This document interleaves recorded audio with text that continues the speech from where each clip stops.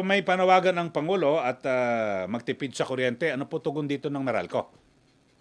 Well, we fully support that, paring Eddie, no? In fact, meron na tayong mga inihahandang energy efficiency and energy saving initiatives. Sabi ko nga kahapon, nung nakausap ko yung mga kaibigan natin sa Hanap Buhay, mga members ng media, that we fully support the President's call to ensure that we will be able to help in terms of energy efficiency. At nadagdag ko lang, yung aming chairman, si Manny V. Pangilinan, si MVP, ay nagbigay din ng marching orders dito sa amin sa Meralco na i-review namin yung current fuel position namin, no? Especially LNG.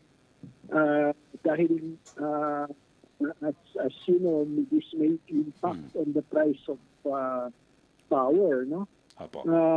We want to ensure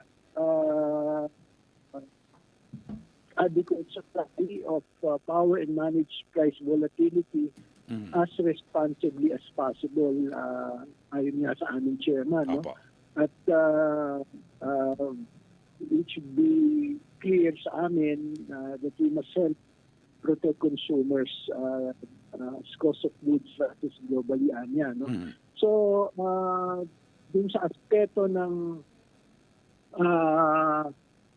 energy efficiency, syempre, it would help if we are mindful of our consumption.